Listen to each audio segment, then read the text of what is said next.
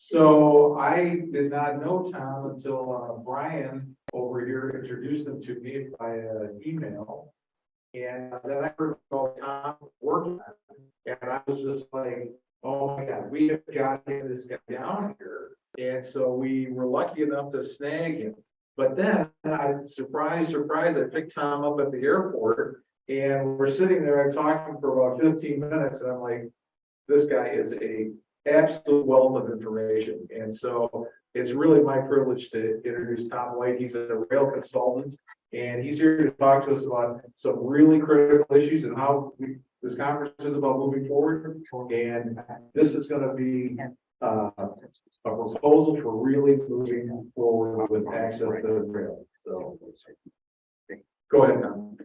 And stand right here so everyone in Zoom can see it. And then I got to turn this way so I can see what I'm talking about. That's fine. Profile, you got a good profile. Oh, well, that's good. Except I have to crouch down a little bit in order for the camera. Anyway, we're going to do paradigm shift here because I'm not going to talk about passenger trains, talk about trains. We're going to talk about the underlying problem that we have. No offense. Beeping. None taken. So I'm going to talk about the underlying problem. I'm going to talk about a paradigm shift, and it's going to be enough of a paradigm shift that you're going to think that Scotty beamed me down from the Enterprise.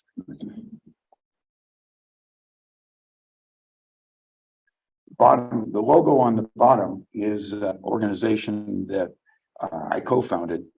That's what we're about, is climate change. And it's an organization of people and organizations. So I might even be looking to recruit people and organizations there. Been around the block once or twice, been in the railroad business for over 50 years, all of it in operations. When BN moved to Texas, I couldn't decide between Texas and Seattle for about 2 nanoseconds, and I figured Seattle was better. And so I stayed and became a kind of a freelance consultant. So in addition to working a lot of the US, I also worked for Transnet in South Africa, Metro Rail in Durban, designed a commuter rail system in Mexico City, and did work, a lot of work in Washington State for a program that used to look like Virginia's program. And then we went from leaders to nothing when we had political change. And in Washington, we have the problem of the legislators listen to the rich people who live in Washington, not to the constituents. So it's a little bit different problem than what you guys got. So I've been an advocate for about, I don't know, 30, 40 years, ever since our rail transportation started falling apart. And this was the first reason, was air pollution. Because even though climate change was known even in the 80s, it wasn't well promoted, so didn't hear about it. But air pollution is a pretty big deal, as you can see there. This is the cover of the book that I wrote last year on railroads and climate change. And that picture is San Francisco a couple of years ago, and the reason it's red is because of the wildfire smoke. We have also in Washington climate change you can taste, you can see, you can smell. And just only before I came on this trip, we were out of electricity for a couple of days because climate change also changes weather patterns. And we wound up having airborne slush come out of the sky and collapse trees, including right in my front yard. So anyway, this is my thing. And just a little thing about climate change, because I hear China, they're building coal, they're doing this, they're doing that. We don't need to do anything because everybody else is doing the problem. Well, that's not really the case. We have 5% of the world's population. We use 24% of the world's energy. The only country that consumes more fossil fuel than us is China. They've got 18% of the world's population. So is actually a big deal that we need to do something, and our highway orientation is a big problem. As we can see here, transportation is 28% of our climate emissions. And out of that 28%, 82% comes from highways. 2% comes from rail. And we're supposed to have cut emissions by 50% to by 2030 to prevent catastrophe. When I started doing this type of activism, my slides would say that we had 12 years left to reduce emissions by 50%. Nothing has happened yet. In fact, we've had a law passed in Washington State in 2008 requiring emissions reduction, and the emissions have gone up since then. We're now down to 7 years. We're almost at the point where projects that you start now to mode shift to rail don't have time to be done in time. This is a really big deal. So probably everybody here knows, but why trains is right here. That's the contact area is the size of a dollar bill. On the track is the size of a dime. Resilient against hard surface and hard surface. So automatically, a train uses 2/3 less energy and 2/3 fewer emissions, even if you continue using diesel engines. And I was asked what the breaking point was, and I did a little calculation. And you could put all of the highway traffic on rail and still not pass the tipping point. So this is a slide that I've used variations of for a long time. In September of 2001, we all know that 3,000 Americans were killed. What we don't know is they were on the highway. We do it every month of every year. We have a 9/11 every month of every year. The number of highway injuries every year are the same as the number of American soldiers wounded in combat since 1940. Every year. So the number of highway accident fatalities is about 732% of rail accident fatalities. And I don't include crossing accidents in that. Those are highway accidents. And the number of highway accident injuries is 396% of rail injuries. Now, we had a really unfortunate, widely known derailment in Washington State. And there's a lot of pushback for restoring the service from people who say, oh, but the wreck, oh, but the wreck, oh, but the wreck. The previous fatal derailment in Washington State occurred in 1910. Meanwhile, in the 3 miles of highway around that train derailment, there were 3 fatal traffic accidents in the ensuing 3 years. Well, we don't want to talk about that. This is America. Texas Transportation Institute, who I usually think of as highway guys, Texas A&M, but they're associated with the DOT, which is code for highway department, found out that all the trains in the world produce fewer emissions than the highways in Texas. So even if we don't electrify, my group has a lot of people in it who think that we should electrify trains right now. And I tell them, no. We need to get those cars off the highway onto tracks and then electrify. It's going to take 30 years of engineering to electrify all the nation's railroads anyway. Land use. The bottom left picture, we'll start there, is the Ogilvy Transportation Center in Chicago, which used to be Chicago Northwestern State. It covers 50 acres and it handles 1,000 passengers per acre per day. Hartsfield Atlanta Airport on the right is 3,700 acres and is 54 passengers per acre per day. And yet, example, I mentioned we have a huge amount of rich people in Washington state who operate the government. And they're looking to wipe out something in Western Washington to build another major airport in Seattle. Now, on the map on the top is an aerial of Chicago. And the top caption there says Metra, 3 tracks, 60,000 people per hour, 1,000 people per train. And you can see that horizontal line there next to it. The bottom one says Eisenhower Expressway, 8 lanes, 57,600 people per hour, 4 people per car, and you know that ain't even a happening thing. You can see it pretty plainly. Then there's a little diagonal line that comes off of the middle caption, Lake Street L, 2 tracks, 40,000 people per hour, 1,000 people per train. And I'd have to call it if you didn't know it was there. So the land use, and in my book, I've gone through even the parking lots and the yards, we park the commuter trains at night for maintenance, take up less room than all of the cars that people would drive if they weren't on the train. So our politicians are going EVs, EVs, EVs. You have to have electric cars. It's the panacea. It's going to fix everything. They talk about we need charging stations.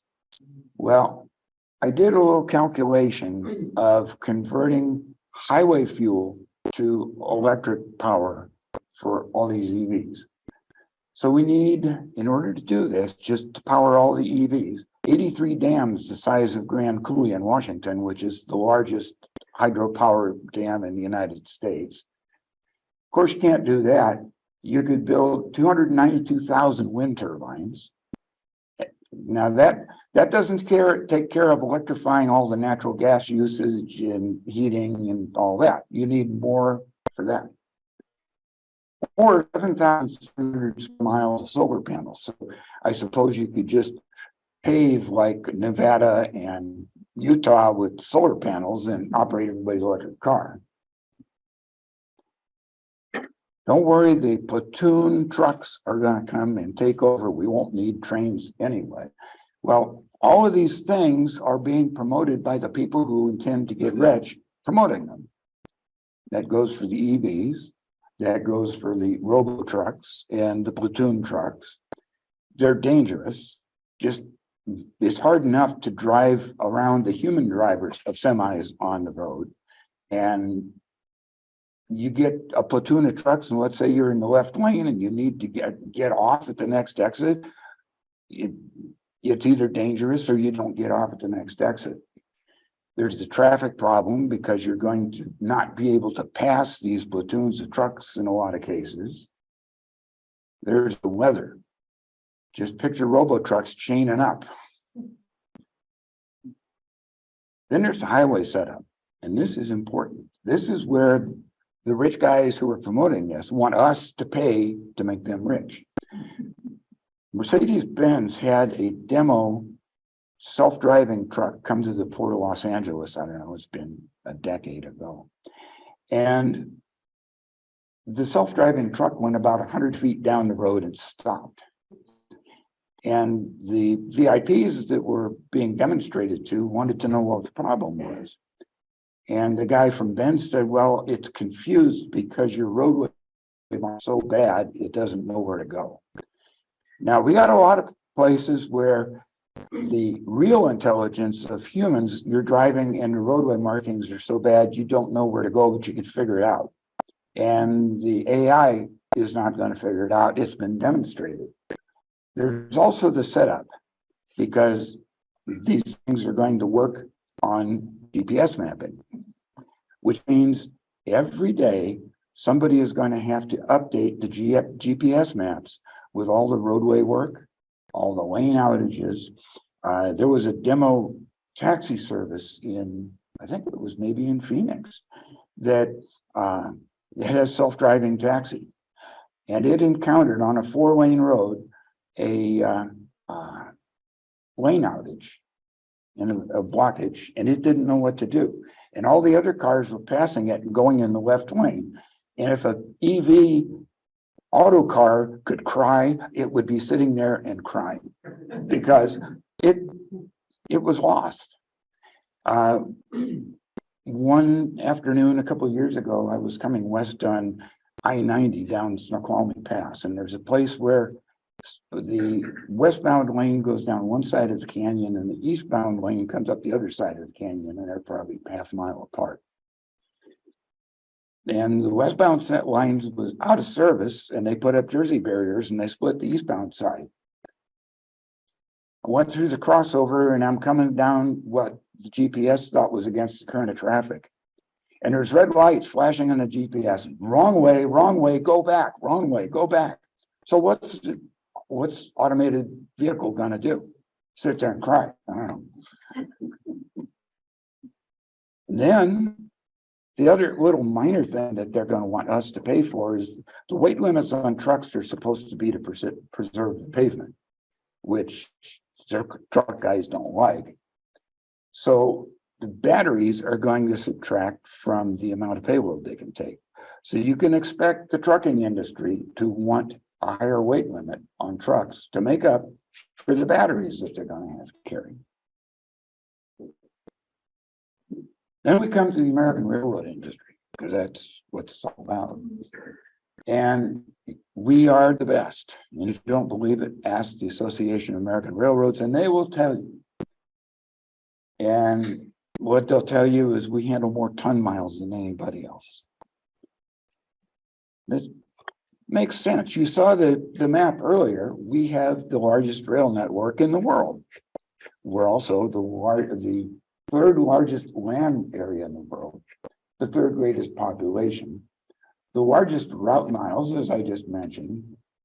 So the railroads, being corporations that have a fiduciary responsibility to make the most possible money, only want shipments that make the most possible money, which means they have a kind of an artificial limit on not wanting shipments that go less than 700 miles, not wanting single carload shipments, and not wanting shipments that are not full tonnage, like 120 tons per car.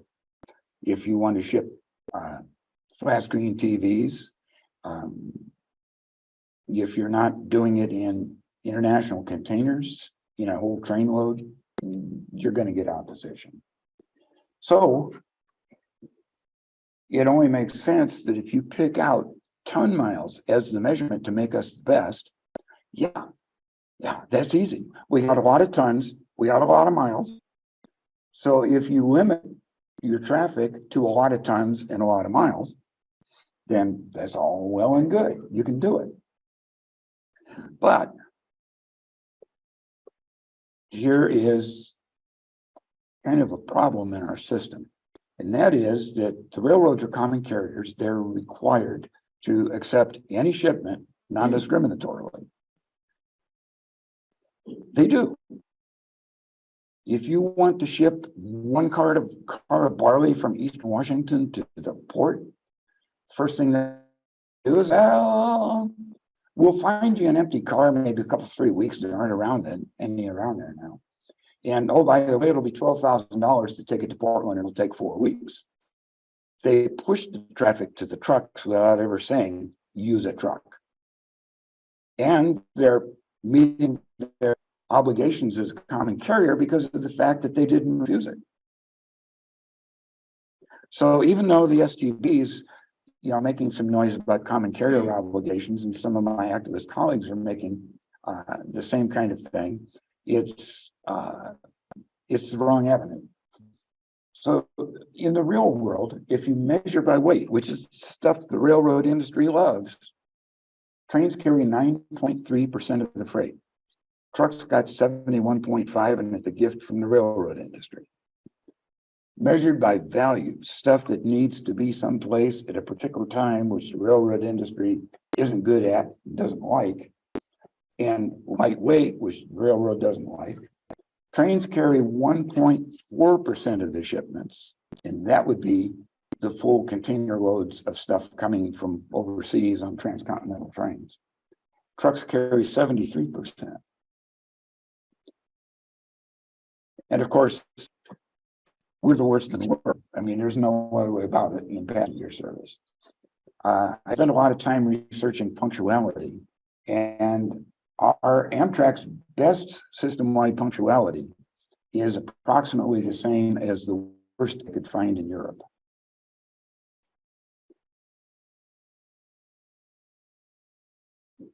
See that empty railroad? That's America. America is set up with a really unutilized railroad network. And the reason I've just gone through the reasons for it, the railroad industry doesn't like to run trains.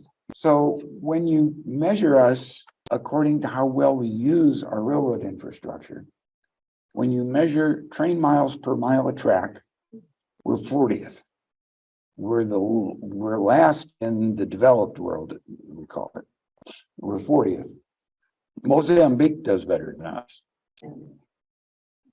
Okay, fine, our trains are really long. So I adjusted for that. We're still 11th. The Czech Republic still uses their railroad more than we do. And here's the problem. And those are all illustrations that I got from back in the robber baron days, and it's going on now. So in 1950s, there were 127 class 1 railroads. And you know, by the way, I started on a railroad, not a freight railroad, because before Amtrak, there were no freight railroads. A railroad did it all. And now we have these ridiculous conferences, passenger trains on a freight railroad, and all these excuses for why we can't do it. And yet 127 class 1 railroads did it. And a lot of them did a really smashingly successful job of it. So now we're down to 7 class 1 railroads, except there's a merger pending, so it could be 6. In the process of that consolidation, a lot of volumes were ripped up, short lined, and all that. The class 1 railroads have had a habit of not selling a short line that is connected to another class 1 railroad.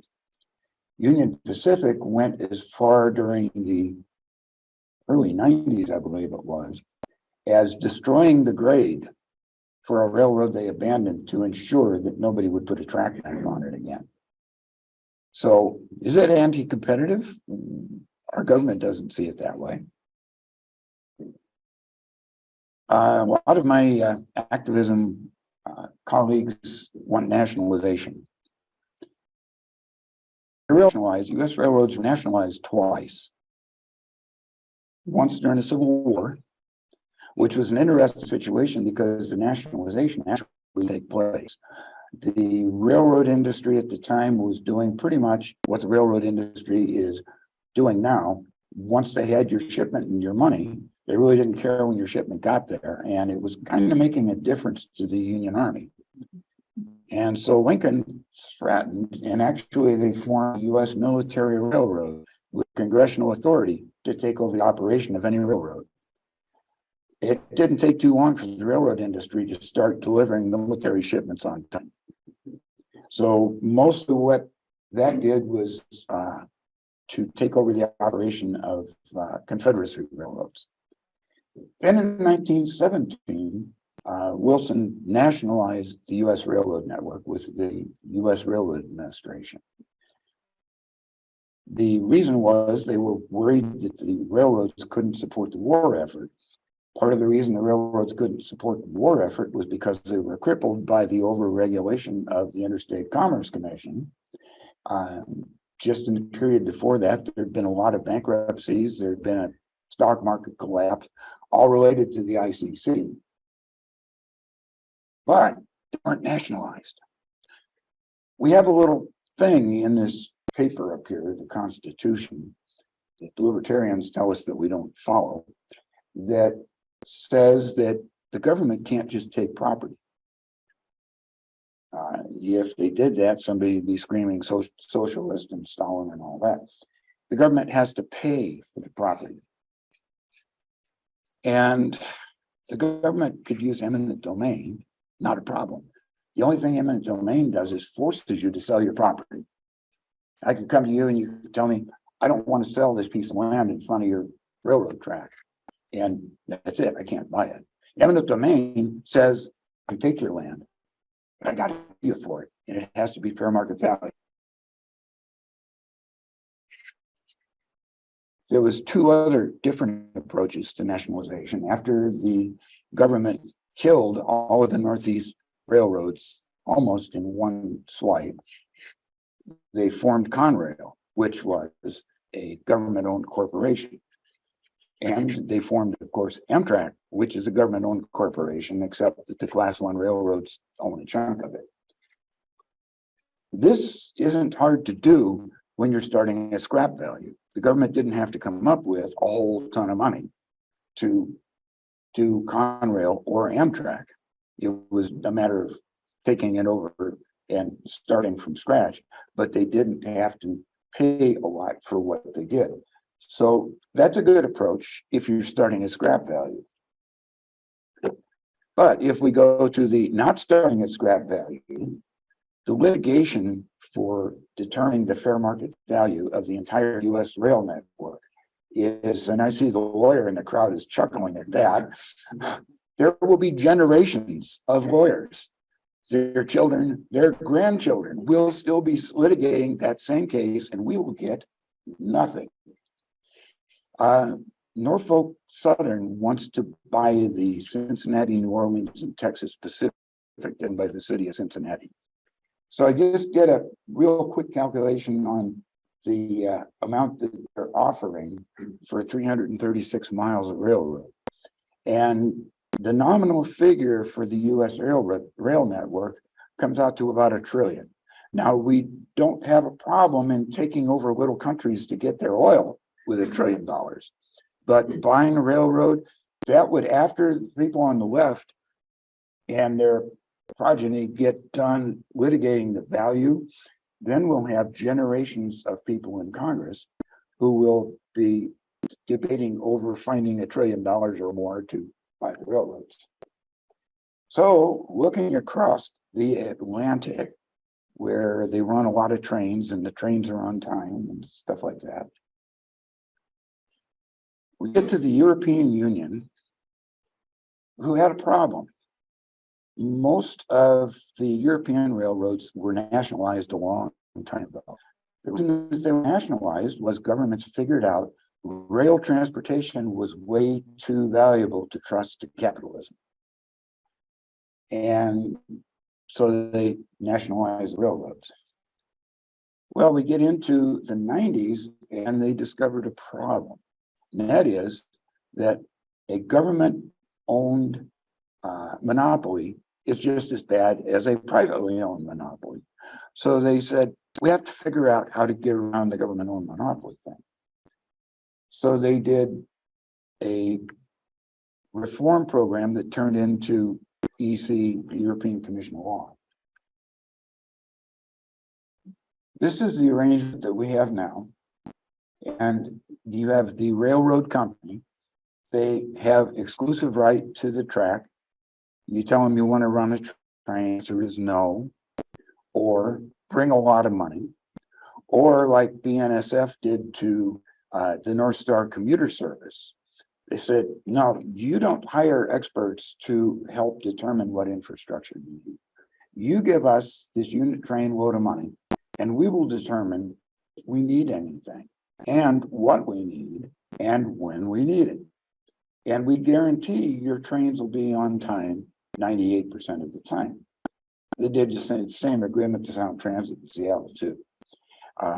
What happened? All of a sudden, somebody decided that we were going to supply the world with oil, and BNSF was choking on oil trains. North Star commuter trains went down to just on their, what is a 20-ish mile trip, being an hour and a half late. North Star went to BNSF and said, you guaranteed that we would be on time. We gave you all this money. And BNSF said, well, yeah, but we have all this congestion and there's nothing we can do. Did they build anything with that train load of cash? Zip. Okay, so this is the situation that Europe had before 1990, and it's the situation we have. The slight difference is that their nationalized railroads had become government-owned corporations like Amtrak and Conrail. Here's what they came up with. If you separate infrastructure from operation, the European law says that no entity can own both. The ownership of the two aspects can be distinct, separate corporations, like subsidiaries of like a holding company. So, for example, in Germany, Deutsche Bahn, the federal corporation, owns DB Netze, the track company, and I think it's 5 train operating companies. Under this law, the track has to be given non-discriminatory access to anybody who wants to run a train. It has to be organized, and I'll get into that, but it's non-discriminatory access to any train operator. So in Germany, there are 350 active train operating companies sharing the German network. There are a total of, I think it's 500 that have license, and some of them don't operate trains yet. Under EU law, long distance passenger trains are not subsidized. They actually make money by confining their costs to above the rails. The track infrastructure company has to publish a schedule of fees, just like you go on the toll road, right? And there's a sign, trucks, 2 axles, 4 axles, all of this. And I've got copies of it. They're required to publish to the public every year their fee schedule for operating trains.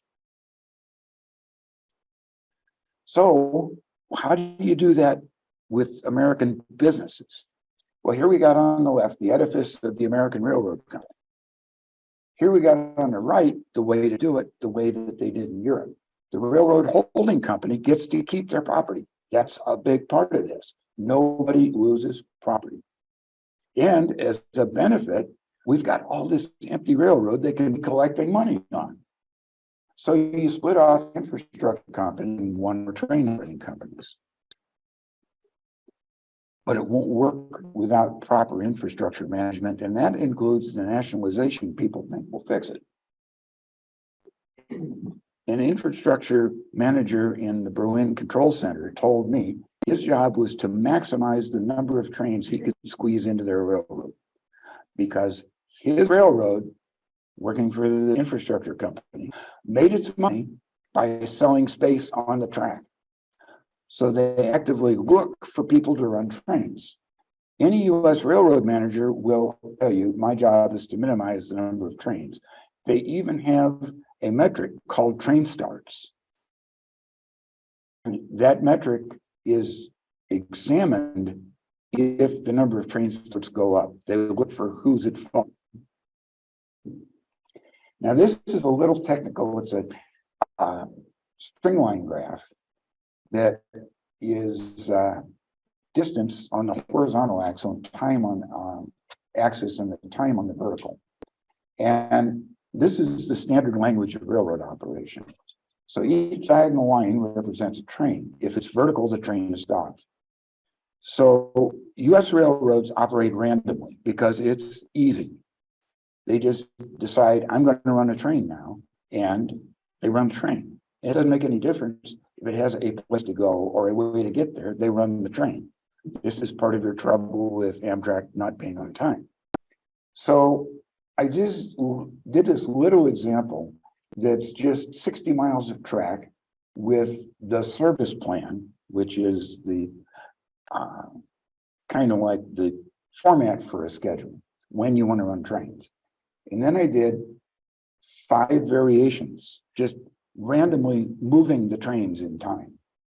So you have a range of, depending upon when you move them, trains that can be as much as 145 minutes late in one scenario and 75 minutes early in another scenario.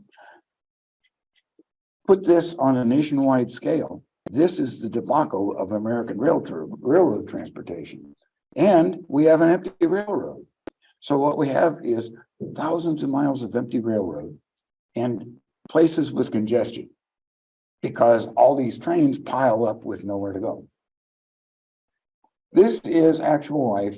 The graph on the top right is this class 1's railroad plan of trains for the day. So each line is a train they plan to run. The top left is what they actually ran. And you probably can see no resemblance between the two. So I superimposed the two on the bottom. The gray lines you can just barely see are the plan, and the ones on top are the actual. There's absolutely no resemblance between what happened and what was planned. And what's really sad is there are two Amtraks in that mess. So in Germany, it's even a law. All trains have to have a schedule. Now, a schedule anywhere else in the world except here means that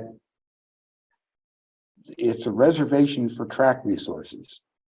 And it's like a reservation at a table when you go to the restaurant. You have a 7 p.m. reservation, there's a table waiting for you, it's yours. That's the same way with track allocation. So that no train, when you're timetabling and scheduling, can need the resources of another train's schedule. And that means that each one of those columns in the schedule has to be integrated into a timetable in which all trains can operate on time without needing track that's allocated to somebody else.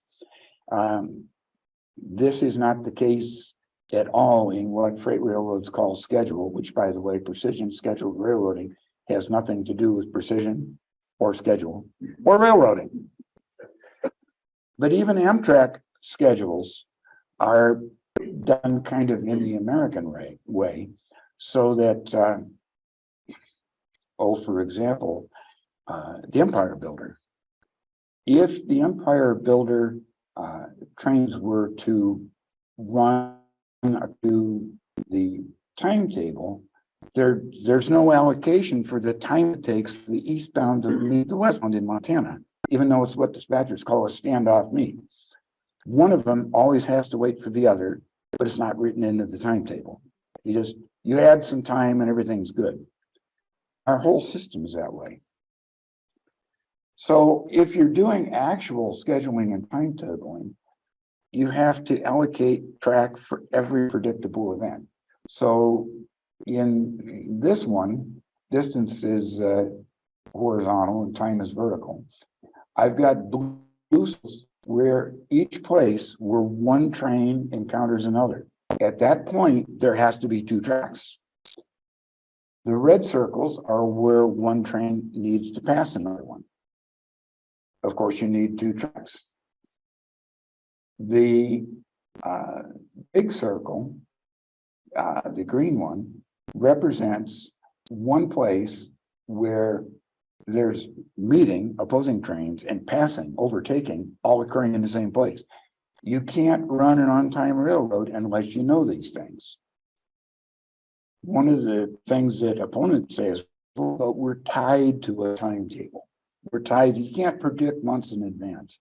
The system in Germany is that you get one rate for the national timetable. They do it twice a year. You get one rate for that. You can also ask for a train with as little as 3 hours advance notice. And depending upon the difficulty of threading your train through everybody else's paid slot, your rate can vary. But with 3 hours advance notice, you can run a train. Now, I realize that the US railroads are down to where they can't figure it out 2 hours in advance, but they have to at least get used to 3 hours. Railroads are their own logistical system. They're not only the customer's logistical system, they're their own logistical system. Every crew, every engine, every car came from another train. The same with track maintenance. You get Amtrak trains, freight trains, they sit for track maintenance. That's because it's all random. you plan your track maintenance onto the timetable, that's the brown squares, and you figure out in advance where the track maintenance should occur. But here's the problem. American railroad industry wouldn't know how to run a train on time if you paid them to. Knowledge is gone. The Staggers Act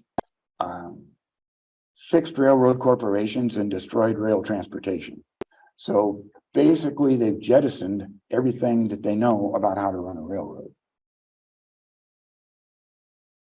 So in Germany, there's a 3-year trade school for conductors, engineers, and train dispatchers, a full-time 3-year trade school. In the US, it's done in 28 weeks of what I call instant expert school. I have a protege who graduated from one of those a couple of years ago. She read my books. We started corresponding, and what they were not taught is pathetic, because an important part of when you're dealing with time and distance is to be able to figure out time. Another reason Amtrak trains get delayed is they were never taught. What does this how long does this process take? How long does it take to get from here to there under different conditions? How long? None of that was taught. So throughout the country, it's guesswork. Meanwhile, just in Germany, there are 9 full university programs in how to run a railroad. And the curriculum is down there below the picture. It's extensive. We have 2 university programs, or maybe a 3rd recently. One is at Michigan Tech, where I like it, it's good, but it's not extensive enough. Basically, you learn civil engineering and how to build railroad stuff. Not necessarily what to build, why to build it, or how to use it. University of Illinois is got a railroad program that's a graduate program. So you get your bachelor's degree in engineering, studying how to build a highway, and then you go into advanced railroad stuff, not knowing the fundamentals. And so it's the PhD program at Illinois does not resemble the PhD program in Dresden in the least.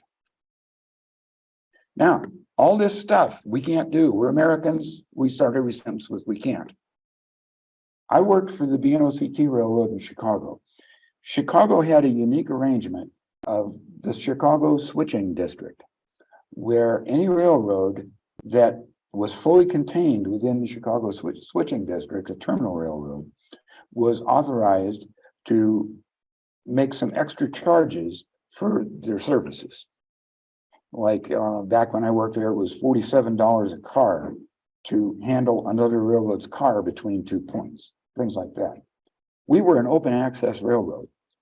On the bottom is a list of 20 railroads that used our tracks and paid us by the mile. The top one is the B&O. We were owned, the top of the tree was the Baltimore and Ohio Railroad. But we had a separate corporation headquartered in Chicago with separate executives. We charged the B&O the same thing that we charged all the other ones to use our tracks. We were an open access railroad. Less so was the Indiana Harbor Belt, but it was the same concept, and the Belt Railway of Chicago. It's been done. On the right, the holding company thing. Oh my God, you can't do that. You can't make these corporations do that. Well, when it's to their advantage, they do it. Because right after Staggers, the Burlington Northern Railroad turned into the Burlington Northern Incorporated, a holding company. They spun off the railroad, Plum Creek Timber, Burlington Resources, and the Glacier Park Company. Basically, what they did was they left the hulk of the decaying railroad over on the side, stripped off all of the other assets, formed separate corporations that were not financially intertwined under the holding company. Well, if they can do that for their benefit, they can do it for our benefit. This is a whole bunch of fine print in making it work, but basically what it comes down to is it has to be organized, it has to be a holding company, it has to happen fast, because we can't afford to have this monopoly that is still running our railroads. And it's not just a monopoly for the customers. The railroad employees just got disadvantaged by the government. And it's all because of monopoly, because a locomotive engineer or a conductor needs to know a lot of stuff. It's not transferable anywhere else. So you're stuck. If you want a good paying job, and if you got years into it, you're stuck. So we need to change this. We need to change it now and fast, and it's going to take a effort with Congress to get this to happen. Theoretically, it's easy because of the regulatory authority that Congress has. This is merely regulation. It's no different than 1914 or 1917. No different. And all Congress has to do is say, make it so. All we have to do is tell Congress to say, make it so.